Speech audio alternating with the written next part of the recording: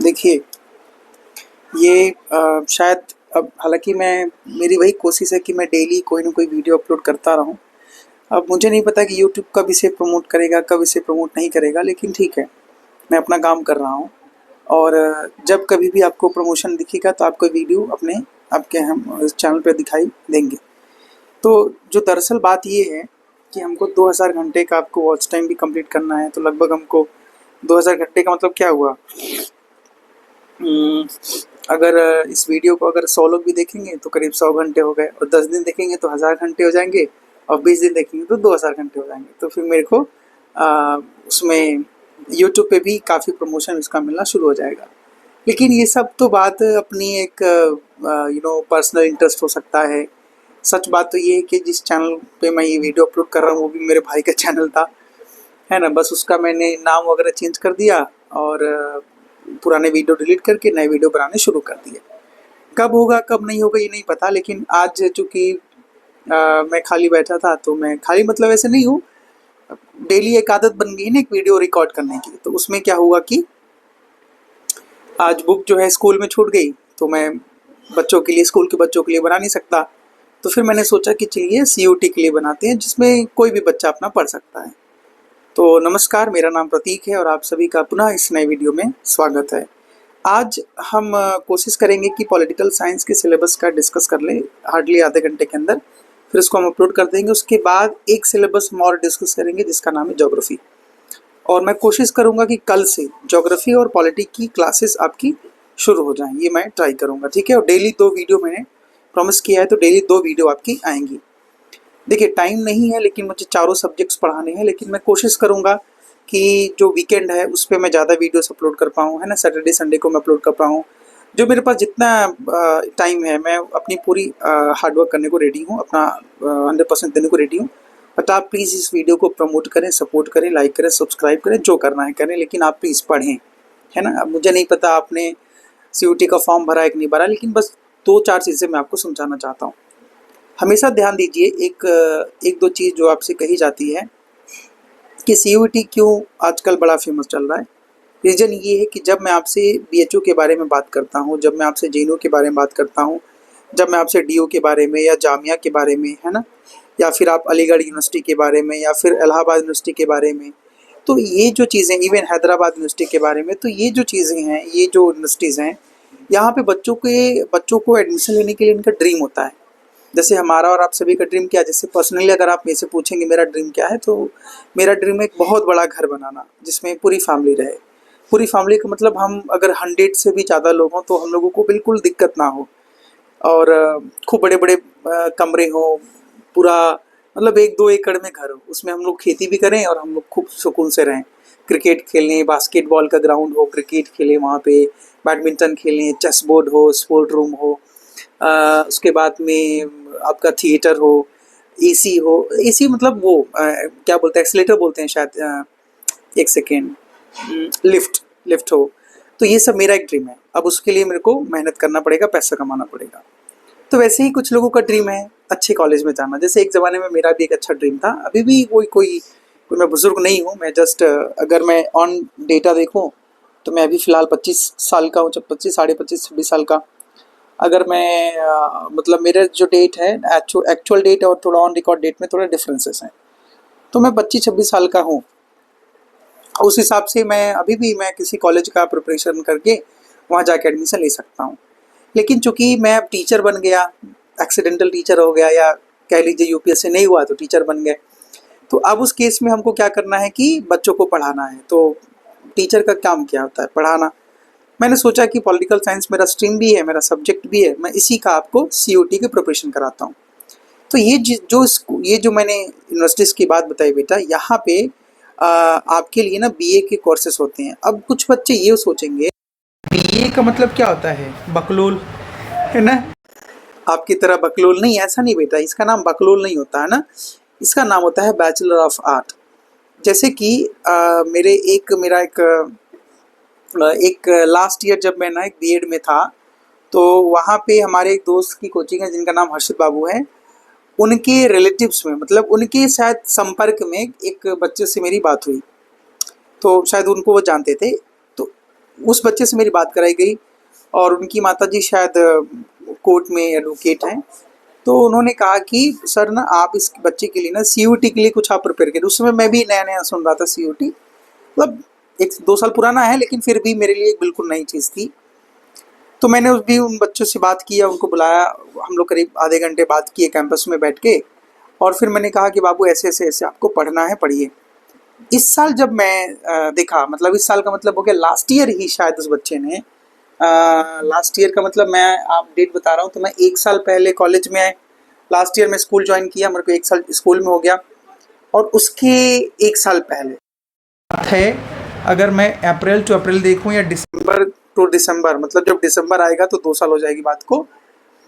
तो last year जो आपका मार्च में मई में जो सीयूटी का पेपर हुआ था, उस बच्चे का हो चुका है और शायद वो हंसराज कॉलेज में है इस समय, if I am not wrong. Hansraj college जो बेटा वो नहीं, हंसराज में नहीं है, किरोड़ीमल में है या फिर अच्छा हाँ, नेहरू करके ना, पंडित नेहरू करके कोई कॉलेज का नाम है, वो डीयू का कॉलेज है, शायद साउथ कैंपस है या north campus, I am not wrong, if I am not wrong, तो वो देख लीजिएगा आप लोग। तो वहाँ पे मैं जो असली चीज़ बताना चाहता हूँ, बोर मत होया करिए ना भाई, 6 मिनट हुआ है अभी, अगर आपको नहीं देखना है तो पॉज करके भाग जाइए। तो वो जो कॉलेज है वो बैचलर्स प्रोवाइड कराता है ना, बैचलर्स और मास्टर्स दोनों, लेकिन ऑनर्स के लिए फेमस है और ख़ास करके पॉलिटिकल साइंस ऑनर्स के लिए वो कॉलेज अच्छा फेमस है।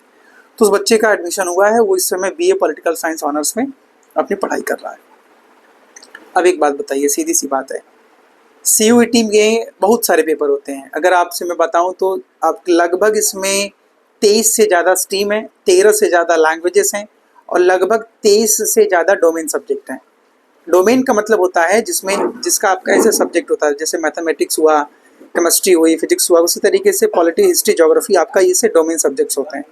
और अगर आपको पॉलिटिकल साइंस ऑनर्स करना है, अगर पॉलिटिकल साइंस ऑनर्स करना है तो आपको जो है पॉलिटिकल साइंस ऑनर्स इस पर्टिकुलर पेपर के साथ में आपको सीयूटी का स्कोर लाना पड़ेगा। और भी सब्जेक्ट्स होंगे, सिर्फ यही नहीं होगा, क्योंकि सीयूटी में आप मैक्सिमम 5 सब्जेक्ट चूज कर सकते हैं, जिसमें आपका एक आपका लैंग्वेज होगा, 3 आपके डोमेन होंगे और एक आपका सिटी होगा, जिसको आपको कॉमन टेस्ट बोलते हैं या फिर एप्टीट्यूड टेस्ट बोलते हैं। तो ये आप उसके साथ अप्लाई करते हैं। तो चाहे डीयू हो, चाहे जेएनयू हो, चाहे फिर आपका बीएचयू हो, जितने अच्छे कॉलेज हैं वहाँ पे अच्छे पढ़ाई करने के लिए बच्चे, जिनका ड्रीम कॉलेज होता है, जिनका ड्रीम यूनिवर्सिटी होती है, वहाँ जाने के लिए आजकल कॉमन एंट्रेंस टेस्ट हो गया है जिसका नाम है सीयूईटी। यहाँ तक तो आपको बात समझ में आई होगी। अब मैं अपनी एग्जांपल बताता हूँ। जब मैंने क्लास 12th पास किया था, और ये बात है 2017 की, 2017 में जब मैंने क्लास 12 पास किया, उस समय मेरा परसेंटेज था नियर अबाउट 90%, लगभग 1-8% का अंतर था।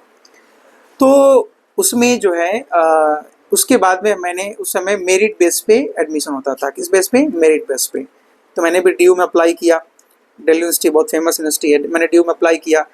अप्लाई करने के बाद में मुझे एक कॉलेज मिल रहा था जो कट ऑफ के बेस पे था, मतलब आया, वो था श्री अरबिंदो कॉलेज, जो इवनिंग कॉलेज था। अब आपको लगेगा इवनिंग कॉलेज का मतलब शाम को पढ़ाई होगी, रात तक चलेगी, रात मतलब 10 बजे तक नहीं हो सकता, 7 बजे 8 बजे तक पढ़ाई चलती होगी।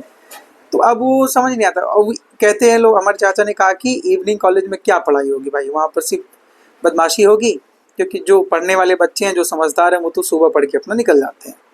तो फिर हम वहाँ पर नहीं लिए, फिर हम रायपुर और रायपुर में आके हमने एडमिशन लिया। तो मैं ये बताना चाहता हूँ कि पहले ज़माने में मेरिट बेस्ड पे आपका क्या होता था, मेरिट बेस पे टेस्ट होता था, मतलब आपका एडमिशन दिया जाता था। अभी क्या चला गया है, कॉमन एंट्रेंस टेस्ट हो गया, कि आपके पास में कुछ सब्जेक्ट्स होंगे, उन सब्जेक्ट्स के साथ आपको सीयूटी के पेपर क्रैक करना पड़ेगा, फिर आप जाकर एलिजिबल होते हैं। आइए देखते हैं कि करके सिलेबस, क्योंकि ऐसे में आपके सामने अब मैं क्या पढ़ाने वाला हूँ आपको पता होगा। तो मैं आपको ह्यूमैनिटीज़ पढ़ाऊँगा, इस ह्यूमैनिटीज़ में मैं आपके साथ में कितने सब्जेक्ट्स को डील करने वाला हूँ। तो मैं डील करने वाला हूँ हिस्ट्री, है ना, इसके बाद में हम पॉलिटी डील करेंगे, पॉलिटी के बाद में इकोनॉमी डील करेंगे, मतलब सीक्वेंस हम देख लेंगे। हालांकि वीडियो तो हर दूसरे दिन पे आपके एक वीडियो, 2 वीडियो आती रहेंगी, क्योंकि आपको प्रिपरेशन तो सब साथ में करनी पड़ेगी ना। तो ये सब हम आगे डील करेंगे। इसके बाद में फिर हम आपके साथ में ज्योग्राफी डील करेंगे। तो ऐसे में 4 सब्जेक्ट जो हैं, आपको पता होगा, ऐसे में आपके साथ कितने हैं, आपके पास 4 सब्जेक्ट्स हैं। तो चारों सब्जेक्ट्स की स्टडी आपको इक्वल अमाउंट में करनी है। तो ये आपके साथ में एक बड़ा टास्क हमने शेयर किया। अब आइए एक एक करके आगे बढ़ के देखते हैं। देखिए यहाँ पर ध्यान से देखिए, एक सेकेंड मैं ना उसको उसमें मोड में चालू कर लेता हूँ, क्योंकि इसमें ना, एक सेकेंड रुकिएगा। तो यहाँ से हमारा सिलेबस स्टार्ट होता है। तो पहला पार्ट जो है वो political in India since independence course, since independence मतलब इंडिपेंडेंस के ठीक बाद से हमारे पॉलिटिकल स्ट्रक्चर्स क्या है उसके बारे में स्टडी करते हैं। Era of one party dominance. One party का मतलब आपको भी पता होगा कि लगभग जो एक पार्टी रूल की, जिसका नाम है आईएनसी, जिसको कहते हैं हम इंडियन नेशनल कांग्रेस कहते हैं। तो ये जो इंडियन नेशनल कांग्रेस पार्टी है, इसका लगभग 1980s तक, 80s का मतलब मैं बता रहा हूँ, आप उसको 85 भी मान लीजिए, आप उसको 90 भी समझ सकते हैं, मतलब 1990 तक, 1985 तक कांग्रेस पार्टी का ही डोमिनेंस था। कांग्रेस पार्टी ही जो है अब सारे लगभग जो सेंट्रल और स्टेट के उस समय एग्ज़ाम कह रहे हैं, बार बार जो इलेक्शन जो होते थे साथ में ही होते थे, तो ये मेजरली ये बात समझी जाती थी कि जिसकी भी गवर्नमेंट सेंटर में होगी, लगभग उसी की गवर्नमेंट क्या होगी, स्टेट इलेक्शन में भी होगी। तो ये अब हम देखते हैं यहाँ पे। अच्छा, जब ये जनरल इलेक्शन की बात हो रही है तो मतलब कौन सा इलेक्शन की बात समझ रहे हैं आप? लोकसभा इलेक्शन की बात समझ रहे हैं आप। ये बात हमेशा ध्यान देना, ठीक है। चलिए, एक चीज़ तो आपने यहाँ तक कर लिया। एक सेकेंड,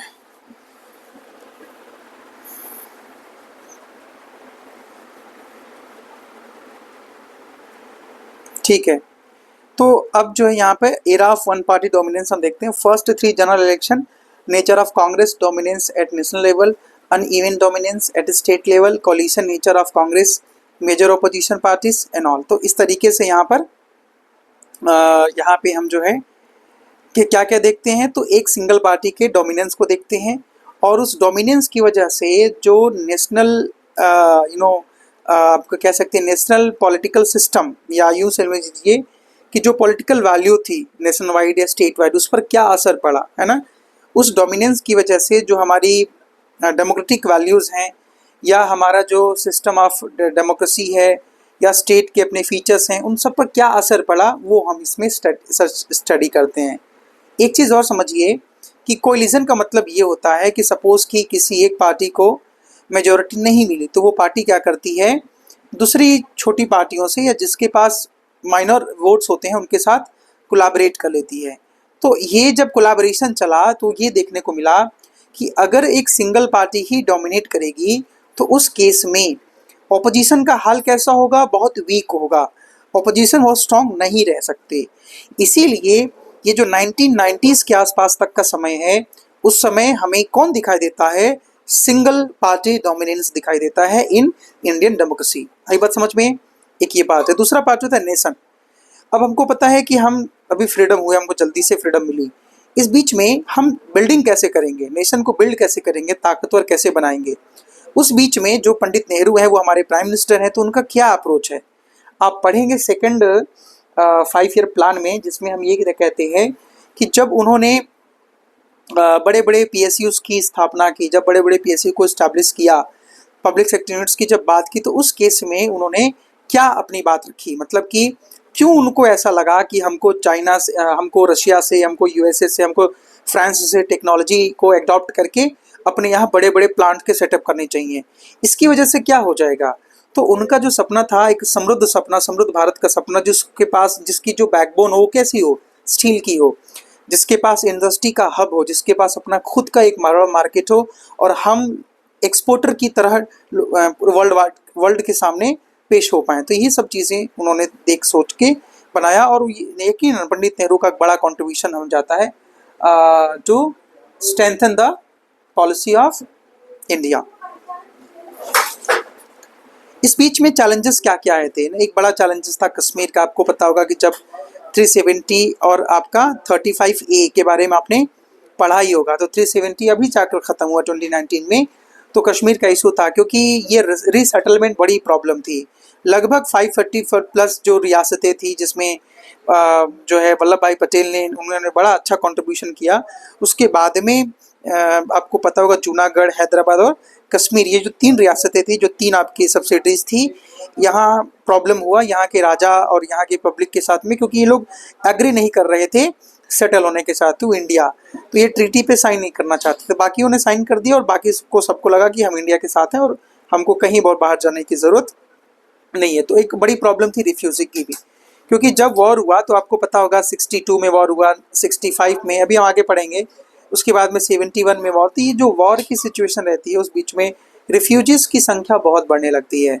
रिफ्यूजी मतलब वो भी हमारी और आपकी तरह इंसानी होते हैं, बट उनके पास कोई वैलिड आइडेंटिटी नहीं होती, और ये खास करके वहीं होता है जहाँ पर बॉर्डर स्टेट्स होती हैं, जहाँ पर आपकी प्रॉब्लम होती है जब 2 तरीके की स्टेट्स, ये आपका एक स्टेट, ये दूसरा स्टेट, ये इस तरीके की जगहों पे बॉर्डर जहाँ डिस्प्यूट्स होते हैं वहाँ पर प्रॉब्लम आती है। आगे देखते हैं पॉलिटिक्स ऑफ प्लान डेवलपमेंट। इसमें क्या हुआ हम पढ़ेंगे 5 ईयर प्लान का रोल ऑफ 5 ईयर प्लान, कौन कौन से 5 ईयर प्लान से क्या क्या हुआ ये हम स्टडी करते हैं।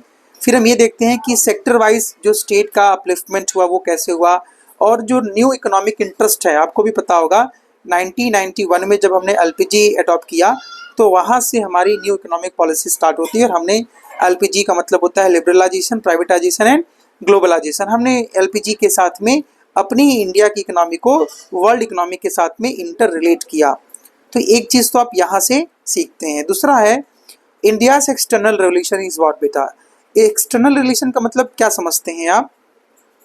Nehru's foreign policy, Sino Indian war of 1962, India Pak war of 1965 and 71, India's nuclear program and shifting alliance in world politics.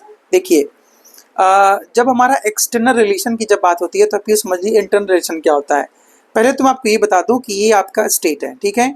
State की कितने एलिमेंट होंगे? तो लगभग स्टेट के 4 एलिमेंट होते हैं। पहला होगा पॉपुलेशन, सेकंड क्या है सोवरेनिटी, थर्ड क्या है टेरिटरी, एंड फोर्थ है आपका government.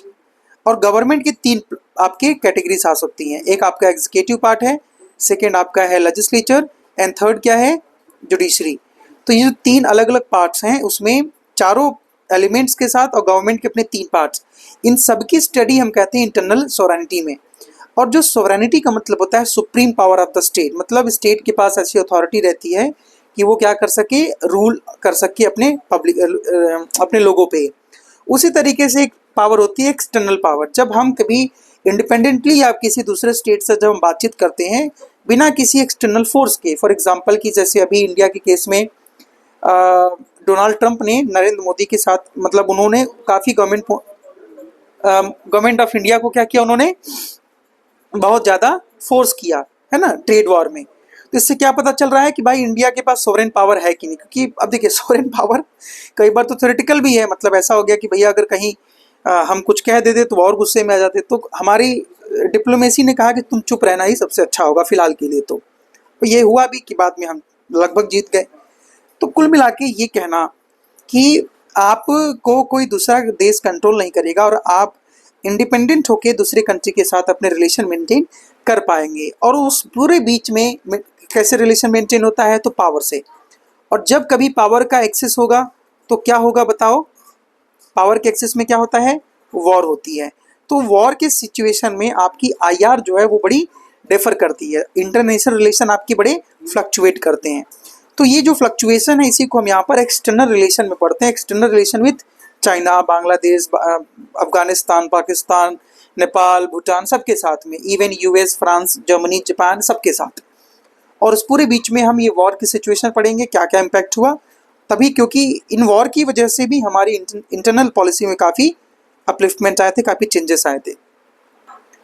Changes and restoration of Congress system, इसमें क्या पढ़ते हैं हम कि कांग्रेस पार्टी में कैसे कैसे आपके चेंजेस हुए। कैसे का मतलब ये हुआ कि कांग्रेस पार्टी में आपका क्या बोलते हैं, आपको पता होगा कि इंदिरा गांधी ने जब आपका नेशनलाइजेशन ऑफ सारे बैंकों का किया था, कब किया था? 1969 में किया। उसके लगभग 2 साल पहले, लगभग 1967 के आसपास से कांग्रेस की पार्टी में भी जो खलबली थी, खलबली मतलब उसमें भी बहुत सारे डिवीजन होना शुरू हुए थे। तो ये जो डिवीजन आपका हुआ था उसकी वजह से उसमें बहुत स्प्लिट आया। स्प्लिट आने के साथ में क्या हुआ कि उनके अपने कांग्रेस विक्ट्री, फिर उसके बाद में कांग्रेस के अपने चुनाव घोषणा बदले गए, है ना। उन अलग अलग चुनाव में उनके एक ओल्डर ग्रुप था, एक न्यू ग्रुप था। तो ओल्डर ग्रुप और न्यू ग्रुप का मतलब, न्यू ग्रुप को कौन लीड कर रहा है? इंदिरा गांधी। ओल्डर ग्रुप को उनके अपने ओल्डर आपके क्या बोलते हैं, नेता लोग या रिप्रेजेंटेटिव। तो इस बीच में जब आपकी कन्फ्लिक्ट स्टार्ट हुए तो वहाँ पे जो कंसेंट ये क्रिएट हुआ कि हम अपने अपने तरीके से चुनाव लड़ेंगे और अपनी अपनी कॉन्स्टिट्यूशन पर लड़ेंगे। तो उस समय इंदिरा गांधी को सही समय देखकर उन्होंने एक अच्छा नारा दिया, वो था गरीबी हटाओ। उसकी वजह से वो सत्ता में भी आई, हालांकि बाद में फिर उन्होंने इमरजेंसी भी लगाई। तो ये सब चीज़ें हुई हैं। तो कहीं न कहीं चैलेंज कांग्रेस के लिए भी था और चैलेंज डेमोक्रेसी के लिए भी था। ये जो पूरा का टाइम है ना 1965 के बाद से, जब आप लाल बहादुर शास्त्री की मृत्यु देखते हैं या फिर उसके बाद में जब पाकिस्तान के साथ वॉर देखते हैं, और लगभग ये चला है 1971 तक। तो ये जो टाइम था, ऐसा कहना कि भाई इंदिरा गांधी ने सही डिसीजन लिया गलत लिया मुझे नहीं पता, लेकिन ये बहुत टफ टाइम था और इस टाइम को इंदिरा गांधी ने लीड किया, इसीलिए उनको आयरन लेडी भी हम कहते हैं। और हम सबको कहना चाहिए, पार्टी वाइज हमको नहीं सोचना चाहिए। She was such literally such iron lady for the India. अब देखिए आगे बढ़ते हैं। तो crisis of the constitutional order ये होता है जब स्टेट में फेलियरनेस आती है। वो कब आती है? अभी आपने एक रिसेंटली लास्ट ईयर एक केस सुना होगा 2025 में, कि केरला की गवर्नमेंट ने गवर्नमेंट ऑफ इंडिया को लेकर एक केस किया था, या सॉरी गवर्नर को लेकर एक केस किया था सुप्रीम कोर्ट में। तो सुप्रीम कोर्ट ने ये ऑर्डर दिया कि भाई गवर्नर ऑफ द स्टेट जो होते हैं वो एब्सोल्यूट या पॉकेट वीटोज नहीं कर सकते। अब आप पूछेंगे सर एब्सोल्यूट वीटो क्या होता है? ये वीटो पावर हम पढ़ाएंगे आपको इंडियन पॉलिटी, तो ये प्रेसिडेंट का पार्ट होती है वीटो पावर। तो वहाँ हम आपको बताएंगे कि प्रेसिडेंट के पास ये पावर है कि अगर वो किसी बिल को चाहे तो अपने पॉकेट में डाल के भूल जाए, मतलब उसका इंटरेस्ट ही नहीं है साइन करने का। जब उसका इंटरेस्ट ही नहीं है तो आप उसे जबरदस्ती उस पर साइन नहीं करा सकते। तो इस तरीके के कुछ कॉन्स्टिट्यूशनल ऑर्डर होते हैं, जिसमें आपका 356 भी है ना। एक आपका क्या है, प्रेसिडेंशियल रूल है।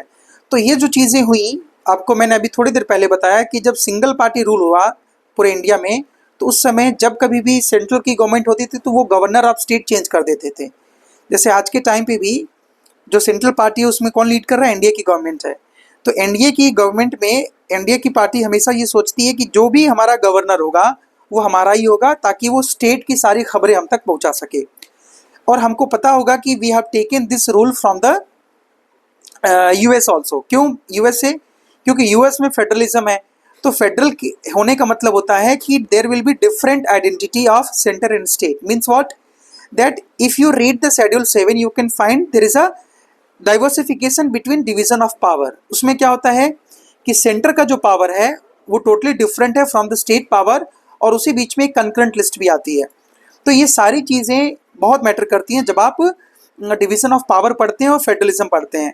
तो उस बीच में सुप्रीम कोर्ट ने ये कहा केरल के गवर्नर को कि भाई आप ये मत भूलिए कि हमारे पास में एक फेडरल गवर्नमेंट है, आप स्टेट गवर्नमेंट को परेशान नहीं कर सकते।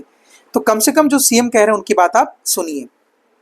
तो ये सब बातें मैं बता रहा हूँ, जब हमारे पास में कॉन्स्टिट्यूशनल ऑर्डर हमारा डिस्टर्ब होता है तो ये सारी चीज़ें हम देखते हैं।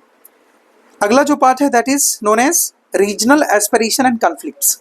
जैसे एक एग्जांपल के लिए आपको बताएं कि जो सिख राइट हुआ था 1984 में, जिसमें इंदिरा गांधी का मर्डर हुआ, या फिर मर्डर वर्ड अच्छा नहीं होगा, एसेसिनेशन हम कह सकते हैं।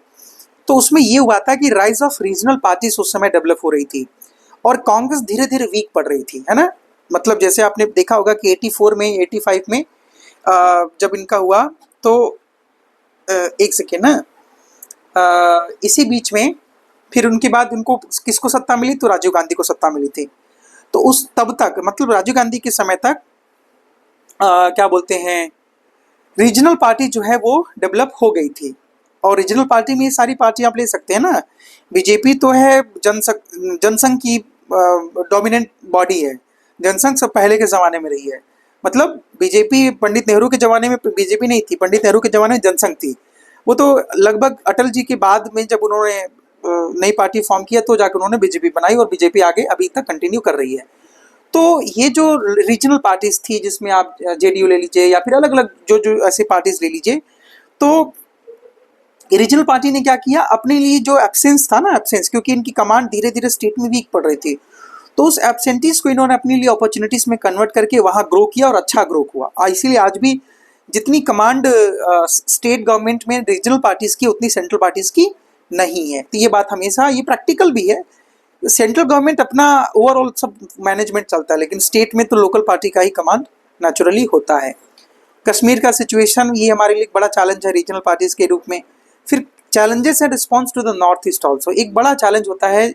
आज भी हम ये कहते हैं कि नॉर्थ ईस्ट के लोग हमारे हैं कि नहीं, रीज़न ये है कि वहाँ पे एक तो अपनी पॉवर्टी है, उनका एक ट्राइबल कस्टम है।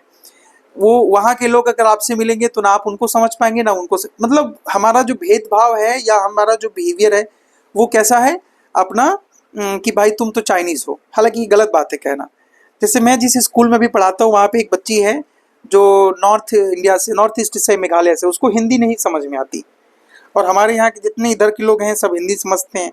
अब मैं अंग्रेजी में पढ़ाता हूँ तो थोड़ा अंग्रेजी भी उसको नहीं आता है ना, तो बहुत चैलेंज है उनको उनके साथ डील करना। तो नॉर्थ ईस्ट का अपना एक चैलेंज है। और जितने भी प्राइम मिनिस्टर हुए सबने कोशिश किया कि नॉर्थ ईस्ट के साथ हमारा रिलेशन अच्छा हो, लेकिन कुछ न कुछ बवाल हो जाता है, कभी आग लग जाएगी, कभी लड़ाई झगड़े होंगे, और वो चल ही रहा है। उसी का फ़ायदा चाइना उठाता है। तो हम इसमें पढ़ेंगे एक रीजनल एस्पिरेशन में जो चैलेंजेस ऑफ नॉर्थ ईस्ट हैं, वो असम का क्या रिलेशन है, आंध्र प्रदेश के साथ, अरुणाचल के साथ क्या चल रहा है अभी।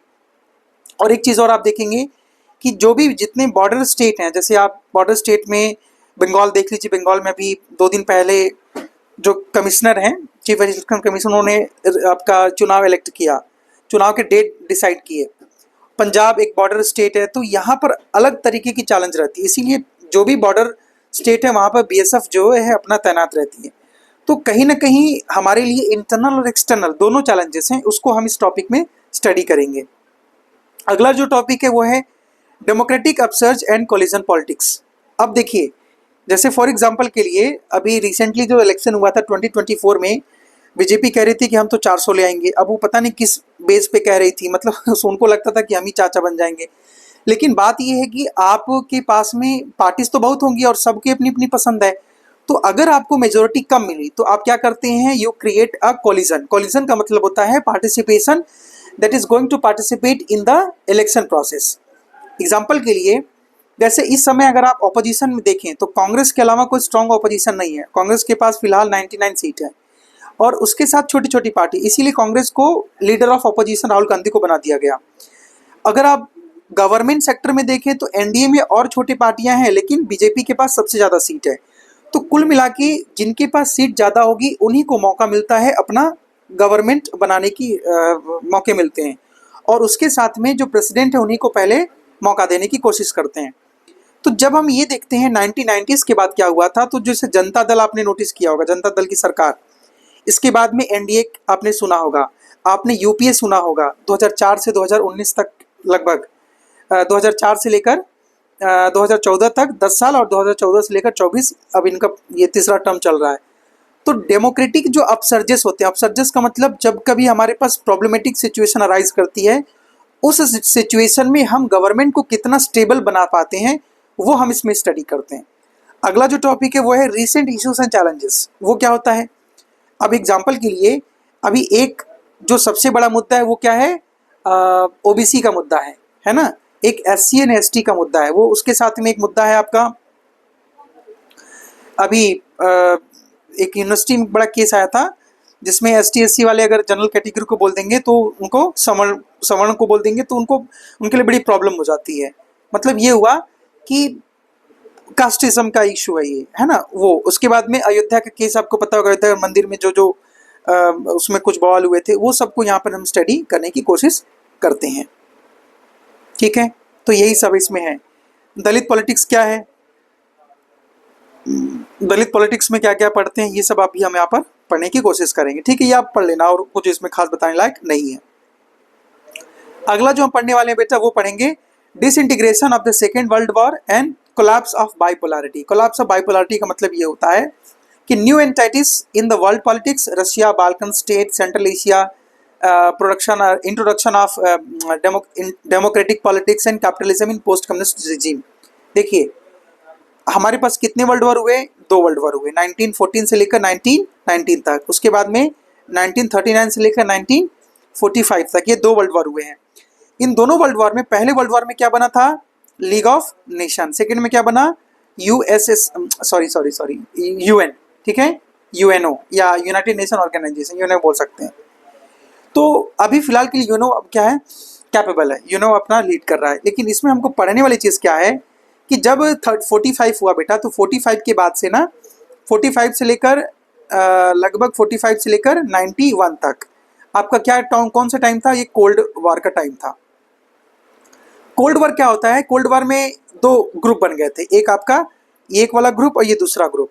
ये जो ग्रुप था आपका, ये ग्रुप था एक ग्रुप था यूएसए, सेकंड ग्रुप था आपका यूएसएसआर। तो जो यूएसए वाला ग्रुप था उसमें ये था कि इनका जो मोटिव था कैपिटलिज्म पे फोकस करना। क्या करना, कैपिटलिज्म पे फोकस करना। इनका मोटिव क्या था, सोशलिज्म पे फोकस करना। किस पे फोकस करना, सोशलिज्म पे। लेकिन जब 91 में इसका कोलैप्सन हुआ तो फिर अंत में फिर क्या बचा, अंत में यूनिपोलर बचा। तो इसीलिए यहाँ पर स्टडी की जा रही है कि जो भी कंट्री हैं जिसमें बाइपोलरिटी मतलब दो खेमे थे, दो खेमे थे, एक जब आपका टूट गया तो सिर्फ कौन बचा, सिंगल बचा। तो बाइपोलरिटी से फिर कंट्री किस तरफ पूरी मूव कर जाएगी, यूनिपोलरिटी। ठीक है, इसको आप स्टडी करते हैं। और जैसे ही यूएसएसआर का कोलैप्स हुआ बेटा, तो वहाँ पर जो कैपिटलिस्ट लोग थे, है ना, जैसे फ्रांस हुआ, जर्मनी, जापान, ये सब लोग वो क्या बन जाएंगे, अब कम्युनिस्ट रेजिम के बाद में वो अपना लीड करने लगेंगे पूरे कंट्री में। तो ये हम यहाँ पर ये स्टडी करते हैं। आई बात समझ में? चलिए आगे देखते हैं। सेकंड क्या है, alternative centre of economy and political power. Alternative समझ रहे हैं, इसको हम रीजनल ग्रुप भी कहते हैं। रीजनल ग्रुप के पास में एक बड़ी पावर रहती है। फॉर एग्जाम्पल की जैसे छोटे छोटे ये कंट्रीज हैं, इनका एक पूरा कॉन्टिनेंटल जोन है जिसको हम साउथ इंडिया बोल सकते हैं सॉरी, साउथ एशिया बोल सकते हैं। ठीक है, अभी जो साउथ एशिया है, यहाँ पर साउथ एशिया के ग्रुप में कौन बन जाएगा आपका, सार्क हो सकता है ना, आसियान हो सकता है। तो ये क्या बन गए, जितने साउथ एशिया के देश हैं, जितने नहीं लगभग जो अच्छे हैं, जो बड़े हैं, जिनका इंटरेस्ट है, उनका एक ग्रुप बन गया। तो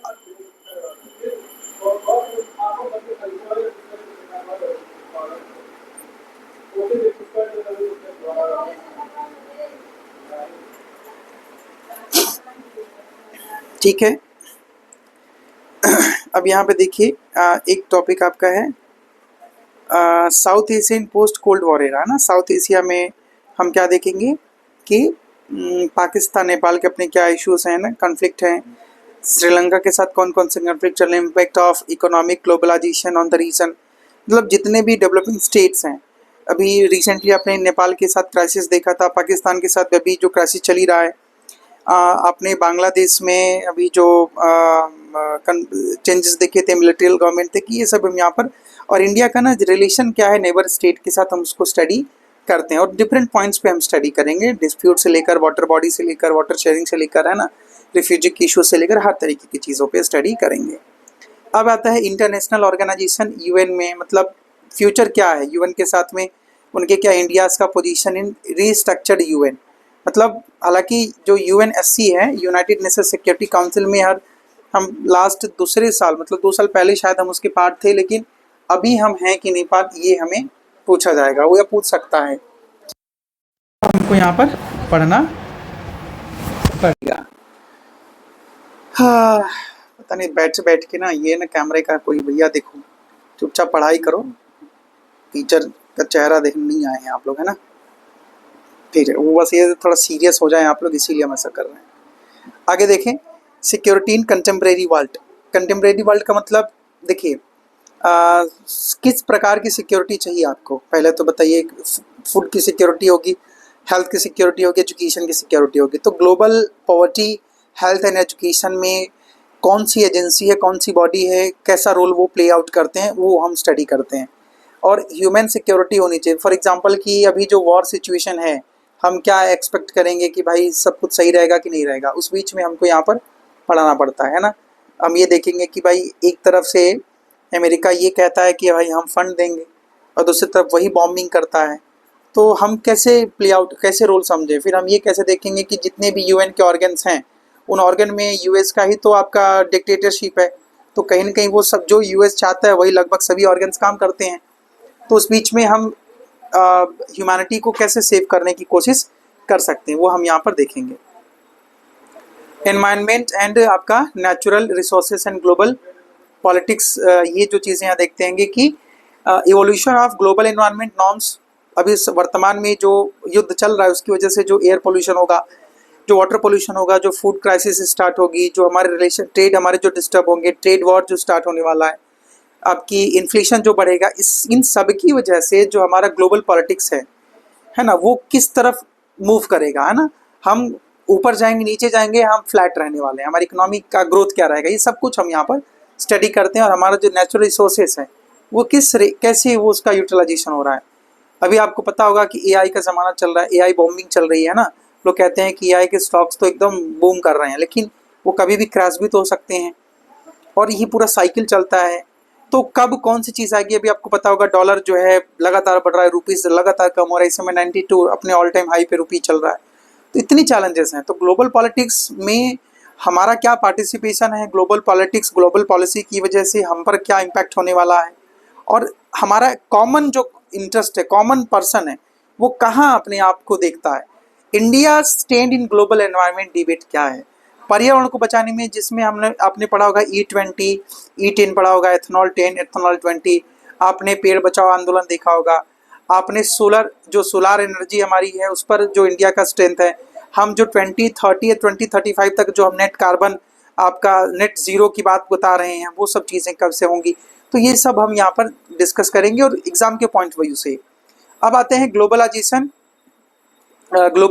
एंड इट्स क्रिटिक्स, मतलब economy, culture, political manifestation, debate on the nature of consequences of globalisation, anti globalisation movement, India as an arena of globalisation and struggle against it. बिल्कुल सही चीज़ है कि ग्लोब में, जैसे कहते हैं ना, ग्लोब पार्टिसिपेशन, विश्व के विकास में, in the development of globe या वर्ल्ड हमारा क्या रोल है, या जो विश्व के लोग विकसित हो रहे हैं तो उनकी वजह से हम पर क्या असर पड़ रहा है, मतलब हमारा क्या कंट्रीब्यूशन है towards the development of India, towards the development society, whole society of the world, I mean you can say the globe and the universe, world. तो इन सब में डिबेट आपका, इस पर हम डिबेट के बारे में बताएंगे। Debate on the theme, debate on the nature of consequences of globalisation, anti globalisation movement, है ना। मतलब कि विश्व को, मतलब ऐसा होता है, कुछ लोग बोलते हैं कि ग्लोबलाइजेशन बहुत अच्छा है, कुछ लोग कहते हैं कि ग्लोबलाइजेशन बिल्कुल ठीक नहीं है। तो इस पर डिबेट क्या है और इंडिया का स्टैंड क्या है ना, ये सब देखते हैं। Economy, culture and political manifestation हमारा क्या, मतलब हमारा इकोनॉमिकल ग्रोथ, कल्चरल ग्रोथ और पॉलिटिकल ग्रोथ, ये सब कैसे डिसाइड होंगे, ये सारी चीज़ें हम देखते हैं। ठीक है, तो अभी के लिए इतना ही। ये आपका टॉपिक है, ग्लोबलाइजेशन का टॉपिक, और उस पर क्रिटिक्स होने चाहिए। अब जैसे 1991 में लोगों को लग रहा था कि भाई LPG आने से क्या होगा, अब उन्हीं से 10 साल बाद पूछिए, उनको लगता नहीं अच्छा हुआ। 20 साल बाद पूछिए, बोलेंगे बहुत अच्छा हुआ। लेकिन उनके अपने चैलेंजेस भी हैं, और इसकी वजह से बहुत सारी कंपनी, जैसे कोको कोला हुआ, पिज़्ज़ा हुआ, ये डोमिनोज, ये सारे लोग आ गए, और इंडिया की हेल्थ और ना जाने क्या क्या चीज़ें हुई। तो हमारा कल्चरल जो हमारा कोलिजन भी हुआ, मतलब कल्चर हमारा कोलैप्स हुआ, लेकिन फिर भी हमारी इकोनॉमी तो ग्रोथ हुई। अब लोगों के पास अवेयरनेस तो होनी चाहिए कि आपको कोको कोला पीना है या नींबू शरबत पीना है। तो कुल मिला के हम एजुकेशन को अपलिफ्ट कर पा रहे हैं, इसके लिए भी सोसाइटी का ग्रोथ होना बहुत ज़रूरी है। आई बात समझ में ना। तो हम ये सारे रेफरेंस में हम अच्छे से सब कुछ स्टडी करेंगे, और ध्यान रखना, हम सबके सेंटर में हम अपनी पॉलिसी को स्टडी करेंगे, जिसकी वजह से हमारी गवर्नमेंट और हम सभी गवर्न होते हैं। ठीक है, अपना ध्यान रखिए। अभी इसके बाद एक और वीडियो आएगा जिसमें हम ज्योग्राफी शायद या फिर हिस्ट्री के सिलेबस का डिस्कस करेंगे। उसके बाद में कल से आपकी रेगुलर क्लासेस पॉलिटी की और एक और सब्जेक्ट शायद ज्योग्राफी की स्टार्ट हो जाएगी। Take care, have a good day.